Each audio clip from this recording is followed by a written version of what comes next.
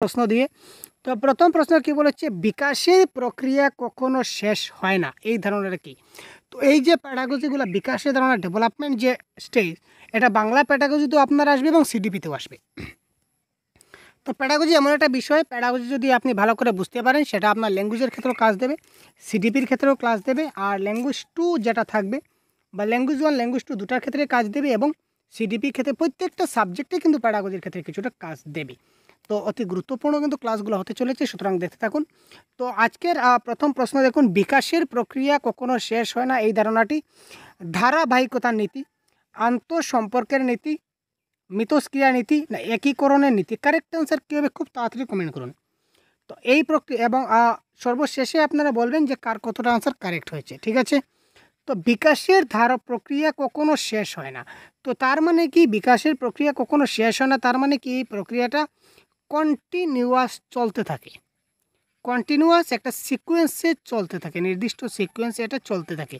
তো যেহেতু চলতে থাকে তার মানে একটা নির্দিষ্ট ক্রমে সে চলতে আছে, তার মানে একটা নির্দিষ্ট ধারায় চলতে আছে, তার মানে সেটা কি ধারাবাহিকতার নীতি, কন্টিনিউয়াস প্রসেস বা ধারাবাহিকতার নীতি আমরা বলতে পারি। নেক্সট কোয়েশন দেখি, ছোট বাচ্চাদের শেখার প্রক্রিয়ায় পিতামাতার ভূমিকা পালন করা উচিত কী ধরনের? নেতিবাচক, সক্রিয়, সহানুভূতিশীল নাকি নিরপেক্ষ? ছোট বাচ্চাদের শেখার প্রক্রিয়ায় পিতামাতার ভূমিকা কীরকম হওয়া উচিত?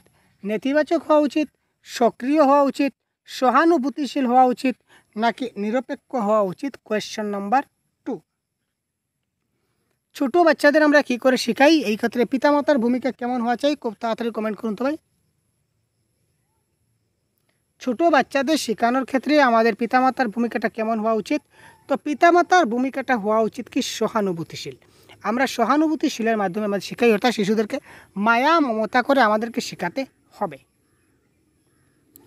শিক্ষার অন্তর্দৃষ্টি তত্ত্বর দ্বারা প্রচারিত হয় গেস্টাল্ট তাত্ত্বিক, পেভলভ, জিন পিয়াগেট না ভাইগোটস্কি? অর্থাৎ এখানে নিচের কোন সাইকোলজিস্ট শিক্ষার অন্তর্দৃষ্টি তত্ত্ব নামে একটা তত্ত্ব দিয়েছিলেন?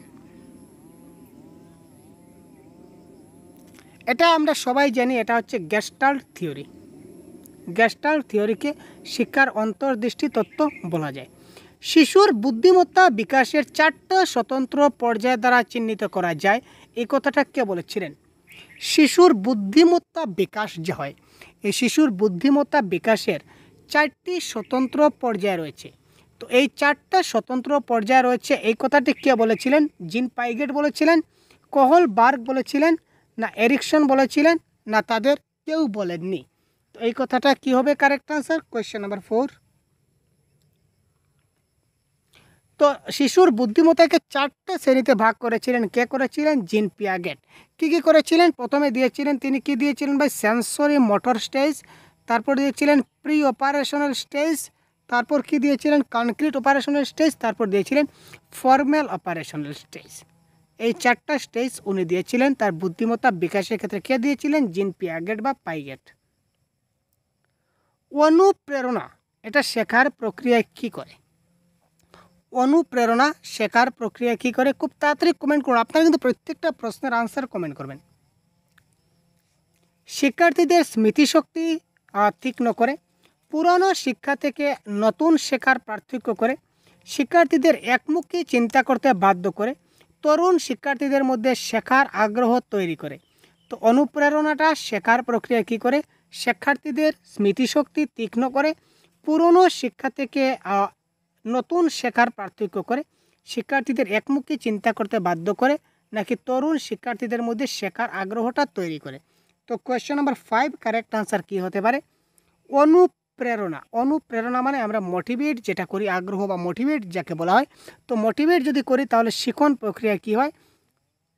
স্মৃতিশক্তি তীক্ষ্ণ করে, স্মৃতিশক্তির কথা আসছে না, পুরনো শিক্ষা নতুন শিক্ষা পার্থক্য আসছে না, একমুখী চিন্তা নয়, আমরা বহুমুখী চিন্তা করতে দেই শিশুদের, ডাইভার্জেন্ট থিঙ্কিং করি, কনভার্জেন্ট থিঙ্কিং আমাদের হয় না। তো এই ক্ষেত্রে কারেক্ট আনসার হবে তরুণ শিক্ষার্থীদের মধ্যে শেখার আগ্রহ তৈরি করা। অর্থাৎ আগ্রহ তৈরি করতে গেলে আমাদেরকে অনুপ্রেরণা দিতে হবে। তো অনুপ্রেরণা যত আমরা বেশি দেব তত শেখনের প্রক্রিয়ায় সেটা আগ্রহ তৈরি করতে সাহায্য করবে। নিচের কোনটি বুদ্ধিমান শিশুর লক্ষণ নয়? নিচের কোনটি বুদ্ধিমান শিশুর লক্ষণ নয়?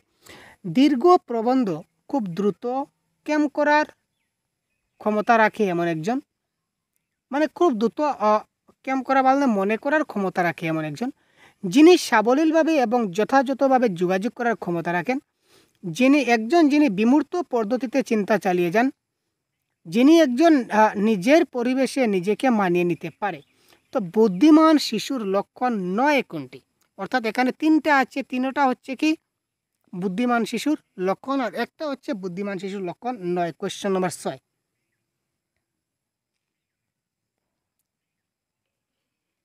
কোয়েশ্চেন নম্বর 6 কারেক্ট অ্যান্সার কী হবে তাড়াতাড়ি বলুন। কোয়েশ্চেন নম্বর 6 কী হবে তাড়াতাড়ি কমেন্ট করুন। নিচের কোনটি বুদ্ধিমান শিশুর লক্ষণ নয়? বুদ্ধিমান শিশুরা কী করে? সাবলীলভাবে এবং যথাযথভাবে যোগাযোগ করার ক্ষমতা রাখে, এবং যারা বুদ্ধিমান তারা কী করে? মূর্ত চিন্তা থেকে বিমূর্ত চিন্তাটা বেশি করে। যদি আপনারা কনসেপ্ট ক্লাস দেখে না থাকেন তো প্রতিভাবান শিশু বলে আমাদের, বা প্রতিভাবান শিক্ষার্থী, প্রতিভাবান শিশু বলে আমরা একটা কনসেপ্টের ক্লাস প্রোভাইড করেছি, এটা দেখলে এই টপিকটা পুরো বুঝে যাবেন। তারা কী করে? মূর্ত চিন্তা থেকে বিমূর্ত চিন্তাটা বেশি করে। আর এই ক্ষেত্রে টার্মেন বলেছিলেন যে তাদের বুদ্ধাঙ্ক আইকিউটা কী হয়? 140-এর বেশি হয়, এবং প্রতিভাবান শিশু বা বুদ্ধিমান শিশুরা কী হয়? তারা সৎ, সরল এবং দয়ালু এবং পরার্থবাদী হয়। এই কথাগুলো বলেছিলেন। যেই একজন নতুন পরিবেশে নিজেকে মানিয়ে নিতে পারে সেও বুদ্ধিমান, কিন্তু বুদ্ধিমান ব্যক্তিরা কখনো কোনো কিছু মুখস্থ করে না। দ্রুত ক্যাম করা বা দ্রুত মুখস্থ করা বা দীর্ঘ প্রবন্ধ তারা মনে রাখে না। তারা দীর্ঘ প্রবন্ধকে কী করে? বানিয়ে লিখে ফেলে। ক্রিয়েটিভিটি করে, সৃজনশীলতা তাদের মধ্যে আছে, তারা কী করে? বানিয়ে লিখে দেয়। দ্রুত ক্যাম করে না বা মনে করে না, মুখস্থ করে না, এক কথায় শেষ। কোন জায়গা যেখানে শিশুর জন্মগত বিষয়ে সর্বোত্তম উপায়ে সংজ্ঞায়িত করা হয়? শিশুর জ্ঞানগত বিকাশ, এটা বিকাশ হবে।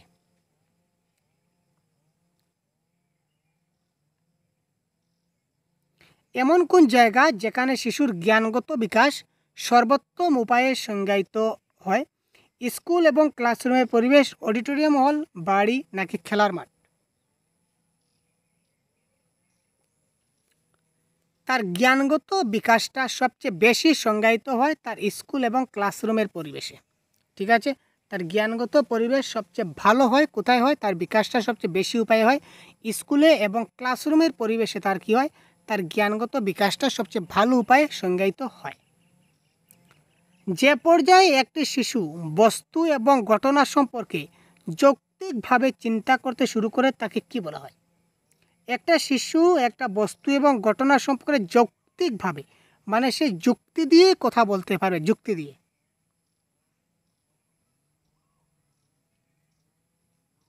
সে যুক্তি, তর্ক, যুক্তি যখন তার মধ্যে চলে আসবে তখন এটা পিয়াগেটের ভাষায় এটা কি হবে? একটা বস্তু বা ঘটনা সম্পর্কে সে যুক্তি দিয়ে কথা বলবে যে স্টেজে, এই স্টেজকে আমরা কি বলবো? সংবেদনশীল মোটর স্টেজ, আনুষ্ঠানিক অপারেশনাল স্টেজ, প্রি অপারেশনাল না কনক্রিট? তো এটা কারেক্ট আনসার হবে ফর্মাল অপারেশনাল স্টেজ। আনুষ্ঠানিক অপারেশনাল স্টেজ যাকে বলা হয়, ফর্মাল স্টেজে সে কী করে? যুক্তি দিয়ে কথা বলে। নিচের কোনটি শিশুদের সামাজিক মানসিক চাহিদার সঙ্গে সম্পর্কিত নয়? এই 9 পয়েন্টটা মাথায় রাখুন, কারেক্ট আনসার কমেন্ট বক্সে ঢালুন না কারেক্ট আনসার কী ভাই? আপনারা অনেকে ভিডিও দেখছেন কিন্তু অনেকে লাইক করেন, দুঃখের ব্যাপার ভাই। আপনারা লাইক করছেন না কেন ভাই? আপনারা যত বেশি লাইক করবেন, শেয়ার করবেন, তত আমাদের মোটিভেট বৃদ্ধি হবে। পরবর্তী সময়ে আমরা অত ভালো ভালো ভিডিও আপনাদেরকে দেওয়ার চেষ্টা করব। ঠিক আছে, মক টেস্ট পাবেন এবং প্রতিদিন আপনারা মক টেস্ট পাচ্ছেন আমাদের এখানে।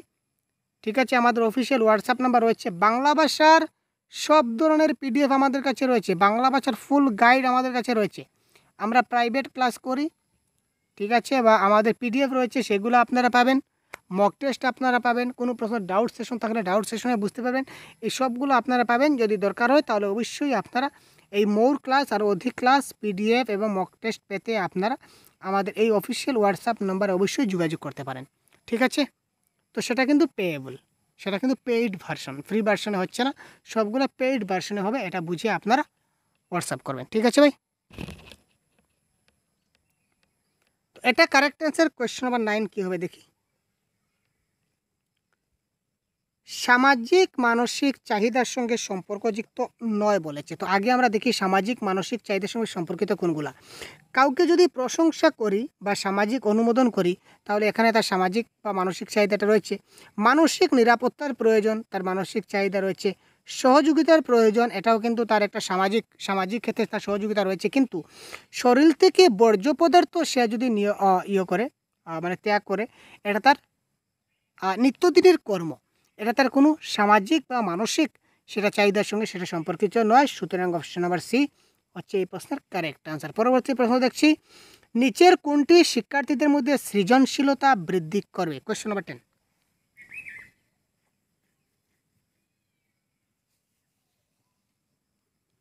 শিক্ষার্থীদের সুশিক্ষার ব্যবহারিক মূল্য শেখানো, প্রশ্ন করার সুযোগ দান করা এবং প্রতিটি শিক্ষার্থীর সহজাত প্রতিভা লালন করা, স্কুল জীবনের শুরু থেকেই অর্জনের লক্ষ্যের উপর জোর দেওয়া, পরীক্ষায় ভালো নম্বরের জন্য শিক্ষার্থীদের কোচিং করানো। তো কারেক্ট আনসার কী হবে? Question number 10। খুব তাড়াতাড়ি কমেন্ট করুন ফার্স্ট।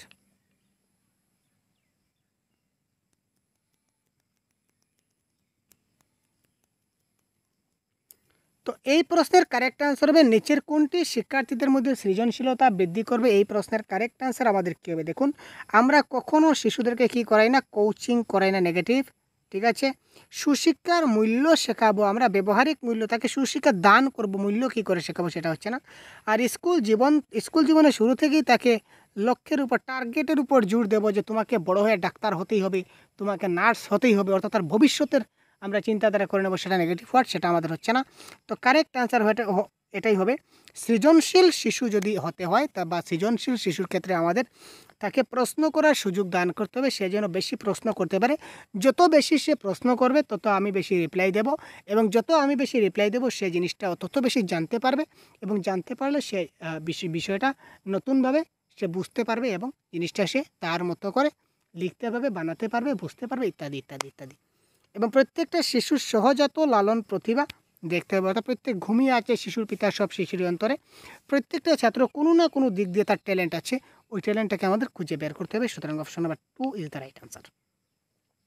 মাইন্ড ম্যাপিং বলতে কি বোঝায়? বোধগম্যতা বাড়ানোর একটা কৌশল, একটি অ্যাডভেঞ্চারের জন্য একটি কর্ম পরিকল্পনা, মনের ছবি আঁকা, মনের কার্যকারিতা নিয়ে গবেষণা করা। তো মাইন্ড ম্যাপিং মানে কি? মাইন্ড ম্যাপিং বলতে আমার যেটা মাইন্ড আছে, ব্রেনের মধ্যে আমি কি করলাম? একটা ম্যাপিং করলাম যে আমি কি করে জিনিসটাকে ভালো করে বোঝাবো। তো মনের মধ্যে ছবি আঁকা এটা হবে না, মনের কার্যকারিতা এটা কারেক্ট আনসার নয়। কারেক্ট আনসার হবে আমাদের বোধগম্যতা বাড়ানোর একটা কৌশল। সুতরাং মাইন্ড ম্যাপিং বলতে বোঝায় বোধগম্যতা বাড়ানোর একটা কৌশল। নেক্সট প্রশ্ন দেখি ভাই, একটি ছোট্ট শিশু অতীতের মতো একই পরিস্থিতিতে তার দ্বারা তৈরি প্রতিক্রিয়ার ভিত্তিতে একটা নতুন পরিস্থিতিতে প্রতিক্রিয়া জানায়। একটা ছোট শিশু কী করলো? তার অতীতে একটা পরিস্থিতি ছিল, তো এই পরিস্থিতির মধ্যে সে তৈরি করেছিল একটা জিনিস, তো একটা তৈরি করেছিল, তারপর সে ওই জিনিসটার ভিত্তিতে সে নতুন একটা কিছু বানিয়ে প্রতিক্রিয়া জানালো। এর সঙ্গে কি জড়িত? শেখার প্রস্তুতির ল অফ অ্যাটিটিউড, শেখার প্রস্তুতির আইন, শেখার সাদৃশ্য আইন, শেখার প্রভাব আইন। এখানে আগে একটা জিনিস বানালো, একটা জিনিস বুঝবেন, অতীতে একটা পরিস্থিতিতে কোনো একটা জিনিস বানিয়েছিল, তারপর নতুন পরিস্থিতিতে নতুন একটা জিনিস বানিয়ে সেটার প্রতিক্রিয়া জানালো, তার মানে সেটা সাদৃশ্য বা মিল থাকলো। এই ক্ষেত্রে শেখার সাদৃশ্যের আইন হবে কারেক্ট আনসার। সর্বোত্তম উপায়, বিশেষ করে প্রাথমিক স্তরে শিক্ষার্থীদের শেখার অসুবিধাগুলিকে মোকাবিলা করার জন্য ব্যবহার করা হলো। কি ব্যবহার করা হলো?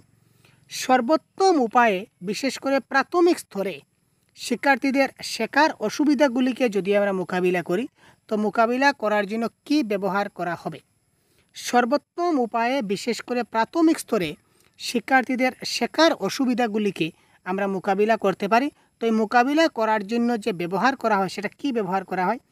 অক্ষমতার জন্য উপযোগী বিভিন্ন শিক্ষণ পদ্ধতি, ব্যয়বহুল এবং চকচকে সমর্থন উপাদান, সহজ এবং আকর্ষণীয় পাঠ্যপুস্তক। সহজ এবং আকর্ষণীয় পাঠ্যপুস্তক নাকি গল্প বলার পদ্ধতি? তো দেখুন, প্রাথমিক স্তরে তার কি হচ্ছে, শেখার অসুবিধাগুলো হচ্ছে। তো অসুবিধাগুলোকে মোকাবিলা মানে অসুবিধাগুলোকে যদি সমাধান করতে চাই, তাহলে কোথায় অসুবিধা হচ্ছে তার উপযোগী শিক্ষণ পদ্ধতি যদি ব্যবহার করি, বিভিন্ন শিক্ষণ পদ্ধতি, তাহলে সমস্যার সমাধান হয়ে গেল। আর ব্যয়বহুল মানে কি, যে জিনিসের সবচেয়ে বেশি টাকা খরচ হয় বা চকচকে, তো অনেক বেশি টাকা খরচ হয়, আমি কোথা থেকে পাবো বা উপাদান কিনবো, সেটা হবে না।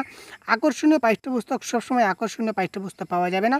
আর গল্প বলার পদ্ধতি থেকে আমরা অক্ষমতার জন্য উপযোগী বিভিন্ন শিক্ষণ পদ্ধতি ব্যবহার করব। একটা শিক্ষণ পদ্ধতিতে কখনো কোনো জিনিস সাকসেস হয় না। গল্প বলার পদ্ধতি বলেছে একটা, তো হয়তো কোনো ছাত্রকে আমরা গল্প বলে বুঝালাম, আর যারা আছে গল্প দিয়ে বুঝতে পারে না, তারা কী করবে? সুতরাং অক্ষমতার জন্য উপযোগী বিভিন্ন শিক্ষণ পদ্ধতি ব্যবহার করে এটা মোকাবিলা করা যেতে পারে। বিশেষ চাহিদা সম্পন্ন শিশুদের শিক্ষা প্রদান করা উচিত অন্যান্য স্বাভাবিক শিশুদের সঙ্গে, বিশেষ বিদ্যালয়ে বিশেষ শিশুদের জন্য উদ্ভাবিত পদ্ধতি দ্বারা, বিশেষ বিদ্যালয়ে বিশেষ শিক্ষক দ্বারা। তো বিশেষ চাহিদা সম্পন্ন শিশুদের শিক্ষা প্রদান করা উচিত। কোয়েশ্চন নাম্বার 14, কারেক্ট আনসার কি হবে? বিশেষ চাহিদা সম্পন্ন শিশু বলতে আমরা বুঝি কি, আমরা এক কথায় বুঝি হ্যান্ডিক্রাফট এখন ইউজ করা হয় না, সেটা আইনত অপরাধ। ঠিক আছে, এটা মাথায় রাখুন। আমি শুধু এই ক্লাসে আপনাদেরকে বোঝানোর জন্য ইউজ করলাম, আর ইউজ করব না। ঠিক আছে, তো এটা আপনারা বুঝে নেবেন। বিশেষ ক্ষমতা চাহিদা সম্পন্ন শিশু বা বিশেষ অক্ষমতা শিশু বলতে এই ধরনের শিশুদেরকে বোঝানো হয়। তো আমরা এই ধরনের জন্য আমরা কখনো কী করি না, বিশেষ বিদ্যালয় বলে কিছু হয় না। তো বিশেষ বিদ্যালয় বলতে কোনো কিছু হয় না, তার মানে তিনটা অপশন কেটে দিন। আমরা কি করব? ইনক্লুসিভ এডুকেশন, অর্থাৎ সবার জন্য সমান শিক্ষা, আমাদের যেটা ছিল ইনক্লুসিভ এডুকেশন। তো সেই ইনক্লুসিভ এডুকেশনের মধ্য দিয়ে সবার জন্য সমান শিক্ষা, অর্থাৎ অন্যান্য স্বাভাবিক শিশুদের সঙ্গে তাদেরকে আমরা কি করব? শিক্ষা দান করব। ডিসলেক্সিয়া কিসের সঙ্গে যুক্ত? মানসিক ব্যাধি, গাণিতিক ব্যাধি, পড়ার ব্যাধি নাকি আচরণগত ব্যাধি? কোয়েশ্চন নাম্বার 15 কী হবে? তাড়াতাড়ি কমেন্ট বক্সে, তাড়াতাড়ি ফার্স্ট। ডিসলেক্সিয়া, দেখুন ডিসলেক্সিয়া। তো ডিসলেক্সিয়া আমি কয়েকটা ওয়ার্ড লিখি, এটা মাথায় রাখবেন। ডিসলেক্সিয়া, তারপর আমাদের হবে ডিসগ্রাফিয়া, তারপর আমাদের হবে ডিসক্যালকুলিয়া। বিশেষ করে 3-4টি থেকে কিন্তু আমাদের প্রশ্ন পরীক্ষায় আসে। তো এই নিয়ে আমাদের ক্লাস রয়েছে, কনসেপ্ট ক্লাস, আপনারা দেখে নেবেন, ক্লিয়ার হয়ে যাবেন। তবু আমি বলে দিচ্ছি। তো ডিসলেক্সিয়া মানে হচ্ছে রিডিং ডিসঅর্ডার। ডিসলেক্সিয়া মানে হচ্ছে রিডিং ডিসঅর্ডার, যারা মানে ডিসলেক্সিয়া মানে রিডিং ডিসঅর্ডার, যারা পড়তে পারছে না। ঠিক আছে, যাদের সমস্যা রয়েছে, অর্থাৎ পড়ার ব্যাধি, এটা হবে কারেক্ট অ্যান্সার। যাদের পঠনের সমস্যা রয়েছে, এটা হবে ডিসলেক্সিয়া। আর যাদের রাইটিং মানে লিখন, যাদের লেখার ক্ষেত্রে সমস্যা রয়েছে, তাদেরকে আমরা বলবো ডিসগ্রাফিয়া। আর যাদের ক্যালকুলিয়া থেকে ক্যালকুলেটর থেকে ম্যাথ, অর্থাৎ যাদের গাণিতিক সমস্যা রয়েছে বা ম্যাথসের ক্ষেত্রে সমস্যা রয়েছে, তাদেরকে আপনারা বলবেন ডিসক্যালকুলিয়া। ক্লিয়ার? প্রতিভাধর হওয়ার লক্ষণ হিসেবে বিবেচিত হয় না। তো নিচের কোনটি একজন প্রতিভাধর হওয়ার বা প্রতিভাবান বা ট্যালেন্টেড বা গিফটেড চিলড্রেন হওয়ার লক্ষণ নয়? বা এখানে নিচের কোন বৈশিষ্ট্যটি একজন প্রতিভাবান ছাত্রের লক্ষণ নয়? এটা প্রশ্ন। সৃষ্টিশীল ধারণা, অন্যদের সঙ্গে মারামারি, অভিব্যক্তিতে অভিনবত্ব নাকি কৌতূহল? একদম ভেরি ইজি কোয়েশন, আপনারা দেখলেই কারেক্ট অ্যান্সার করতে পারবেন। তো এই প্রশ্নের কারেক্ট অ্যান্সার কী হবে? তাড়াতাড়ি বলুন।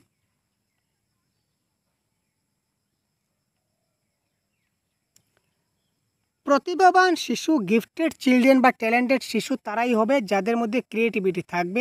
তারা কি করে? অভিনবত্বে বিশ্বাসে করে, তারা নতুন কিছু নিজে তৈরি করবে, পুরোনো সিস্টেম তারা মানে না, তাদের মধ্যে কৌতূহল থাকে। কিন্তু যারা প্রতিভাবান শিশু, তারা পিএনপিসি করে না। পিএনপিসি মানে বুঝতে পারছেন তো? পরনিন্দা, পরচর্চা তারা করে না। কে ভালো কে খারাপ এই নিয়ে তারা চিন্তা করে না। তার আমি নিজে কি বানাবো, নিজে কি আবিষ্কার করব, নিজে কীভাবে করব, এই নিয়ে তারা চিন্তা ভাবনা করে। সুতরাং তারা অন্যদের সঙ্গে মারামারি করে না। সুতরাং অপশন নাম্বার খ is the right answer of this question. Visual deficiency সহ ভি গ্রেডের একজন শিক্ষার্থী ড্যাশ হওয়া উচিত?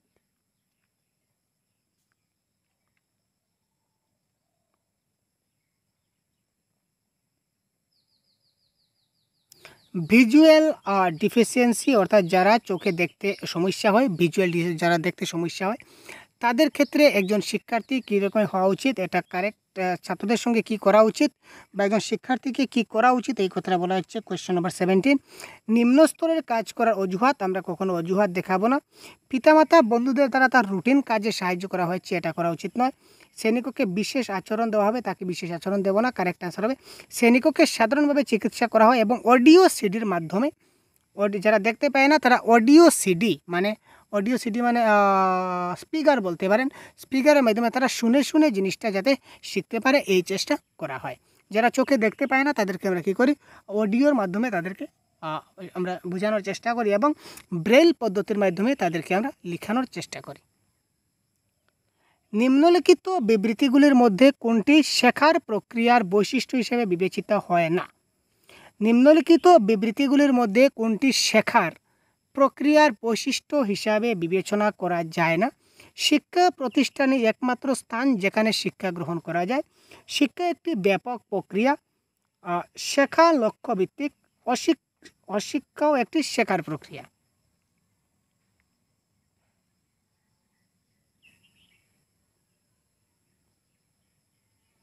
এখানে বলেছি এক নম্বরটা দেখুন, শিক্ষা প্রতিষ্ঠানে একমাত্র স্থান যেখানে শিক্ষা গ্রহণ করা যায়। আচ্ছা, শিক্ষা প্রতিষ্ঠান ছাড়া কি শিক্ষা অর্জন করা যায় না? আমাদের ঘর বা পরিবার, আমাদের হোম বাড়ি, আমরা বাড়িতেও তো অনেক কিছু শিখি, তাই না? অর্থাৎ এখানে বলেছে শিক্ষা প্রতিষ্ঠানই হচ্ছে একমাত্র স্থান যেখানে শিক্ষা গ্রহণ করা যায়। তার মানে শিক্ষা প্রতিষ্ঠান ছাড়া আর কোথাও শিক্ষা গ্রহণ করা যায় না, এই কথাটার অর্থ।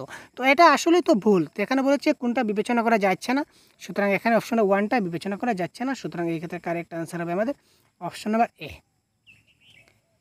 শিক্ষাকে সমৃদ্ধ করা যেতে পারে যদি, শিক্ষাকে সমৃদ্ধ করা যেতে পারে যদি কি করা হয়, কী হবে কারেক্ট আনসার? বাস্তব জগতের পরিস্থিতিগুলোকে ক্লাসে আনা হয়, যেখানে শিক্ষার্থীরা একে অপরের সঙ্গে যোগাযোগ করে এবং শিক্ষকদের সুবিধা হয়। ক্লাসে আরও বেশি করে শিক্ষাদানের উপকরণ ব্যবহার করা হয়। শিক্ষকরা বিভিন্ন ধরনের বক্তৃতা এবং ব্যাখ্যা ব্যবহার করেন। ক্লাসে পর্যায়ক্রমিক পরীক্ষার প্রতি যথাযথ মনোযোগ দেওয়া হয়। তো এই ক্ষেত্রে উপযুক্ত কারেক্ট আনসার কোনটি হবে? আপাত দৃষ্টিতে দেখলে মনে হবে 4টা কারেক্ট আনসার, 4টা কারেক্ট আনসার মনে হবে, কিন্তু 4টা থেকে একটাকে আপনাকে বাছতে হবে যেটা বেস্ট আনসার হবে। তো বেস্ট আনসার বা এই ক্ষেত্রে সবচেয়ে বেস্ট কারেক্ট আনসার কোনটি হবে? কারেক্ট আনসার হবে অপশন নাম্বার 1, অর্থাৎ বাস্তব জগতের পরিস্থিতিগুলিকে যদি ক্লাসে আনা হয়। এবং সবচেয়ে বড় ভাইটাল পয়েন্ট হচ্ছে কি, পারস্পরিক আলাপ আলোচনা। পারস্পরিক আলাপ আলোচনা, শিশুরা যখনই পারস্পরিক আলাপ আলোচনার মাধ্যমে একজনের সঙ্গে আরেকজনের সামাজিক মেলামেশার মাধ্যমে যখন তারা শিখবে, তখন বাইগটস্কি বলেছিলেন যে শিশুরা তারা খুব ভালো একটা শিখতে পারে, ঠিক আছে, ভাষা শিখতে পারে। তো এই ক্ষেত্রে কারেক্ট আনসার হবে অপশন নাম্বার এ। মূল্যায়ন একটি উপযোগী এবং আকর্ষণীয় প্রক্রিয়া করার জন্য একজনকে সতর্ক হওয়া উচিত। মূল্যায়ন একটি উপযোগী এবং আকর্ষণীয় প্রক্রিয়া, এটাকে বাস্তবায়িত করার জন্য একজনকে সতর্ক হওয়া উচিত বা শিক্ষককে সতর্ক হওয়া উচিত। কিসের ভিত্তিতে সতর্ক হওয়া উচিত একটু দেখি, কী হবে কারেক্ট আনসার কমেন্ট করুন। বিভিন্ন ছাত্রদের মধ্যে তুলনা করা, আমরা কখনো ছাত্রদেরকে কী করি না, তুলনা করি না। শিক্ষার্থীদের বুদ্ধিমান বা গড় শিক্ষার্থী হিসেবে লেবেল করা, শিক্ষার্থীকে লেবেল করব না। প্রতিক্রিয়া জানাতে প্রযুক্তিগত ভাষা ব্যবহার করে আছে, এটা আপাতত থাক। তো correct answer option number C, কারণ মূল্যায়ন হচ্ছে সিসিএ, কন্টিনিউয়াস এবং কম্প্রিহেনসিভ এভলিউশন। তো কন্টিনিউয়াস এবং কম্প্রিহেনসিভ এভলিউশন যখন হবে তখন স্কলাস্টিক এবং কস্কলাস্টিক সীমানা জুড়ে শিক্ষার্থীর শেখার বিষয়ে তথ্য সংগ্রহ করার বিভিন্ন উপায় ব্যবহার করা। অর্থাৎ আমরা যখন সিসি নেব বা মূল্যায়ন নেব, কন্টিনিউয়াস কম্প্রিহেনসিভ এভলিউশন নেব, তখন আমাদের স্কলাস্টিক বিষয়গুলো থাকবে এবং স্কলাস্টিক বিষয়গুলো থাকবে, দুটো জিনিস কিন্তু আমাদের থাকবে। সুতরাং অপশন নাম্বার সি এই ক্ষেত্রে কারেক্ট আনসার। একজন শিক্ষক তার গণতান্ত্রিক প্রকৃতির কারণে ছাত্রদের পুরো ক্লাসে বসতে দেন। কেউ কেউ একসাথে বসে আলোচনা করে বা গ্রুপ রিডিং করে, কেউ কেউ চুপচাপ বসে পড়েন। একজন অভিভাবক এটা পছন্দ করেন না। নিম্নলিখিতের মধ্যে কোনটি পরিস্থিতি সামাল দেওয়ার সর্বোত্তম উপায় হতে পারে? অভিভাবকদের উচিত শিক্ষকের বিরুদ্ধে অধ্যক্ষের কাছে অভিযোগ করা। অভিভাবকদের উচিত তাদের ওয়ার্ডের বিয়োগ পরিবর্তন করা, অধ্যক্ষকে অনুরোধ করা। অভিভাবকদের উচিত শিক্ষকের প্রতি আস্থা প্রদর্শন করা, শিক্ষকের সাথে সমস্যা নিয়ে আলোচনা করা। অভিভাবকদের উচিত শিশুটিকে এই স্কুল থেকে তুলে নিয়ে যাওয়া। একজন শিক্ষক কী করলেন, তিনি গণতান্ত্রিক প্রকৃতির কারণে সবাইকে ফ্রিডম দিলেন। তো বললেন তোমরা যে যেখানে ইচ্ছে এখানে বসো। তারপর শিক্ষার্থীরা যার যেখানে হচ্ছে অনেকে বসলো, অনেকে মিলেমিশে আবার কথাবার্তা করছে, আবার অনেকে কেউ কেউ চুপ আছে। এটা একজন গার্জিয়ান বা অভিভাবক এটা তিনি পছন্দ করলেন না। তো অভিভাবক এখানে কী করলেন, প্রথমত নাম্বার 1 অপশনে দিয়েছে অভিভাবকের উচিত শিক্ষকের বিরুদ্ধে হেডমাস্টার বা প্রিন্সিপালের কাছে কমপ্লেন করা এই টিচারের এগেনস্টে। অভিভাবকের উচিত তাদের ওয়ার্ডের বিয়োগ পরিবর্তন করার জন্য, যে আমাদের এই টিচার লাগে না, এটাকে আমার এখান থেকে সরিয়ে দাও, ট্রান্সফার করে দাও, ওয়ার্ড কমিশনারের কাছে কমপ্লেন করা। অভিভাবকদের উচিত শিক্ষকের প্রতি আস্থা প্রদর্শন করা এবং সমস্যা নিয়ে কথাবার্তা করা। এটা হবে কারেক্ট আনসার, কারণ শিক্ষক ওই কারণেই তাদেরকে একসঙ্গে কথা বলার সুযোগ করে দিয়েছেন তারা সামাজিক মিলামিশার মাধ্যমে অনেক কিছু বিষয় শিখতে পারে। শিশুরা নিজেদের মধ্যে পারস্পরিক আলাপ আলোচনা কথাবার্তার মাধ্যমে তারা অনেক কিছু শিখে নেয়। যার কারণে এখানে অভিভাবকদের উচিত ছিল যে শিক্ষকের প্রতি আস্থা প্রদর্শন করা, সম্মান প্রদর্শন করা, যে স্যার আপনি শেখাচ্ছেন, তারা নিজেদের মধ্যেও আপনি ব্যবস্থা করে দিচ্ছেন যাতে করে তারা শিখতে পারে, এবং আপনার কি সমস্যা রয়েছে সেটা যদি আমাদের সঙ্গে শেয়ার করুন, তো আমরাও আপনাকে কিছুটা সাহায্য করতে পারি। এটা উচিত ছিল একজন অভিভাবকের। নিচের কোনটিকে প্রাথমিক স্তরে একজন শিক্ষকের সবচেয়ে গুরুত্বপূর্ণ গুণ হিসাবে বিবেচিত করা উচিত? নিচের কোনটাকে প্রাথমিক স্তরে একজন শিক্ষকের সবচেয়ে গুরুত্বপূর্ণ গুণ হিসেবে বিবেচনা করা যায়? শিক্ষাদান পদ্ধতি এবং বিষয় জ্ঞানের দক্ষতা, উচ্চ প্রমিত ভাষায় শেখানোর দক্ষতা, শেখানোর শক্তি, ধৈর্য না অধ্যবসায়। Question number 22। একজন প্রাথমিক স্তরের শিক্ষকের কোন গুণটা থাকা জরুরি? Question number 22। খুব তাড়াতাড়ি কমেন্ট করুন ভাই, খুব তাড়াতাড়ি ফাস্ট কমেন্ট করুন, কারেক্ট আনসার কী হতে পারে।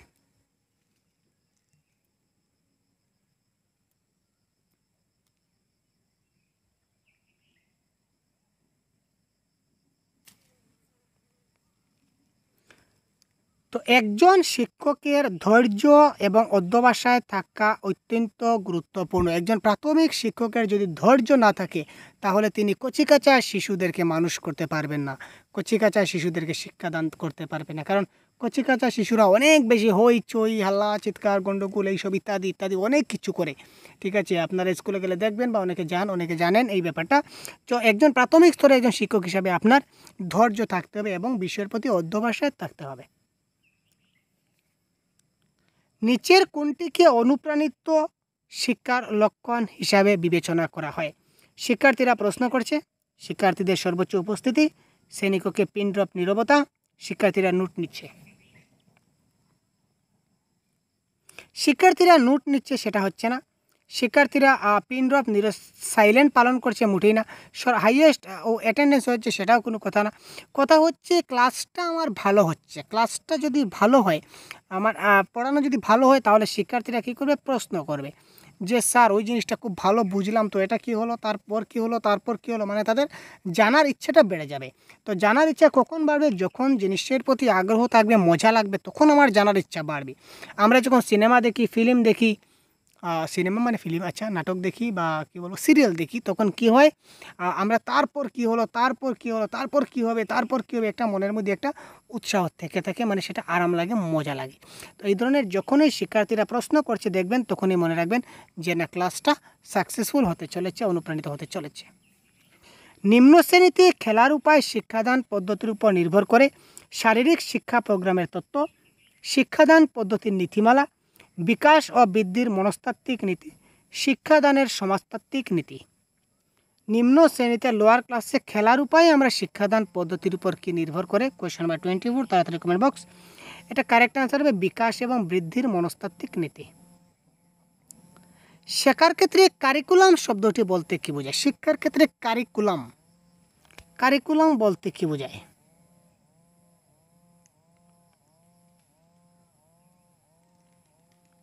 কারিকুলাম বলতে আমরা বাংলায় যাতে বুঝি সেটাকে আমরা বলবো পাঠ্যক্রম বা পাঠ্যক্রম। তো এই পাঠ্যক্রম বা কারিকুলাম বলতে কি বোঝায়? শিক্ষাদান পদ্ধতি, তো পদ্ধতিকে কিন্তু কারিকুলাম বলা হয় না, প্রক্রিয়া প্রসেস, মূল্যায়ন প্রসেস মোটেই না। ক্লাসে ব্যবহৃত পাঠ্য উপাদান না, কারেক্ট আনসার অপশন নাম্বার ক।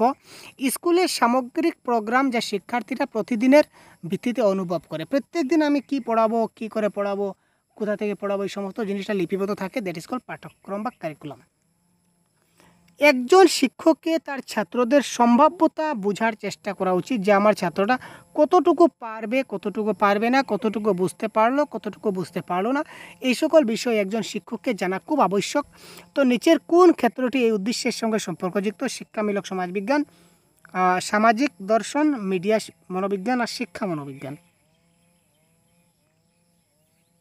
একজন শিক্ষকের কোন বিষয়ে থাকলে তিনি ওই ব্যাপারগুলো সম্ভাব্যতা বুঝতে পারবেন, যে আমার ছাত্ররা কতটুকু বুঝতে পারলো, কতটুকু বুঝতে পারলো না, কিভাবে করালে তারা বুঝতে পারবে, এই জিনিসগুলা কি করে বোঝা যায়? কোয়েশ্চেন নাম্বার 26, এটা কারেক্ট আনসার হবে চাইল্ড সাইকোলজি অর্থাৎ শিক্ষা মনোবিজ্ঞান। এটা কারেক্ট আনসার হবে চাইল্ড সাইকোলজি বা, আরে ভাই রুক জানা ভাই, কাহা যা রে ভাই, এটা হবে কি শিক্ষা মনোবিজ্ঞান বা চাইল্ড সাইকোলজি। চাইল্ড সাইকোলজির মাধ্যমে আমরা জিনিসগুলা বুঝতে পারি।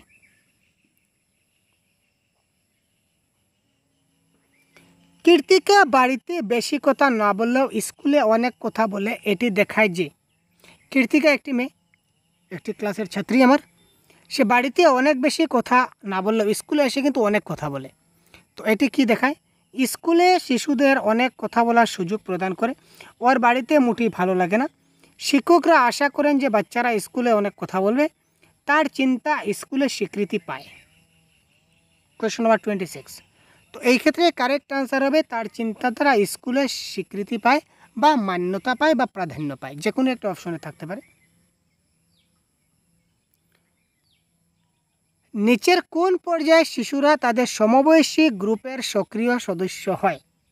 নিচের কোন পর্যায়ে শিশুরা তাদের সমবয়সী গ্রুপের সক্রিয় সদস্য হয়?